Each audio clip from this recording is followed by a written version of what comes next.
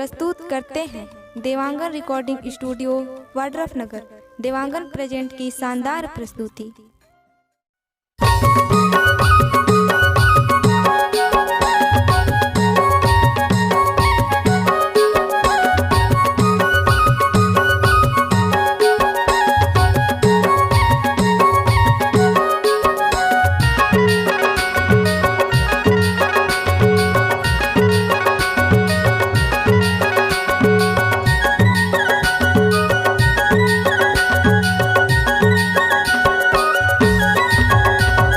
नवरात्रि तिहार आगे नवरात्रि तिहार आगे नवरात्रि तिहार आगे नवरात्रि तिहार आगे नवरात्रि तिहार आगे नवरात्रि तिहार आगे वो दर्शन देवी दुर्गे मैया सुन लेना मोर पुकार। दर्शन देवी दुर्गे मैया सुन लेना मोर पुकार। नवरात्रि तिहार आगे नवरात्रि तिहार आगे नवरात्रि तिहार आगे नवरात्रि तिहार आगे नवरात्रि तिहार आगे नवरात्रि तिहार आगे दर्शन देवी दुर्गे मैया सुन लेना मोर पुकार। दर्शन देवी दुर्गे मैया सुन लेना मोर पुकार।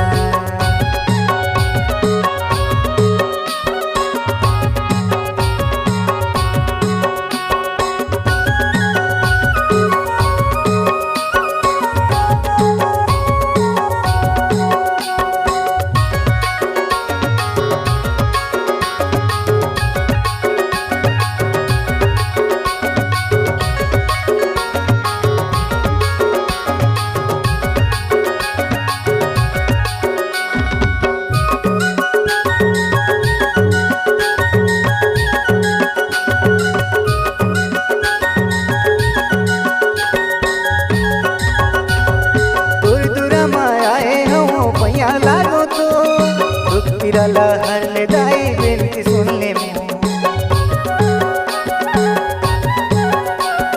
दूर दूर माए हो भैया लागो तो दुख पिराला हर ले दाई बेनती सुन ले मो दुख पिराला हर ले दाई बेनती सुन ले मो तेरे पर तो मैं तोर भैया कर देना कोनो चमत्कार।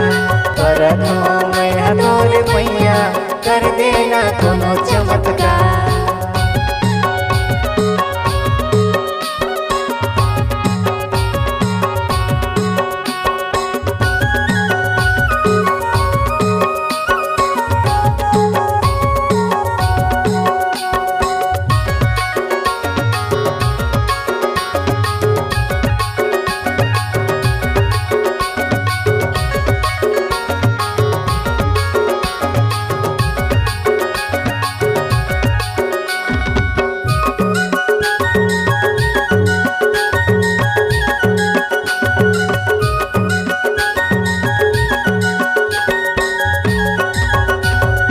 सुने हो दाई तोरे महिमा हे अपा जन्मों जन्म साथ दे दे कर दे उधार। सुने हो दाई तोरे महिमा हे अपा जन्मों जन्म साथ दे दे कर दे उधार। जन्मों जन्म साथ दे दे कर दे उधार। दे दे सुन लेना दाई भद्र काली श्रद्धा लगाए अंबिकेश्वर। सुन लेना दाई भद्र काली श्रद्धा लगाए अंबिकेश्वर। नवरात्रि तिहार आगे नवरात्रि तिहार आगे नवरात्रि तिहार आगे नवरात्रि तिहार आगे नवरात्रि तिहार आगे नवरात्रि तिहार आगे दर्शन दे दुर्गे मैया सुन लेना मोर पुकार। दर्शन दे दुर्गे मैया सुन लेना मोर पुकार। दर्शन दे दुर्गे मैया सुन लेना मोर पुकार। दर्शन दे दुर्गे मैया सुन लेना मोर पुकार। सुन लेना मोर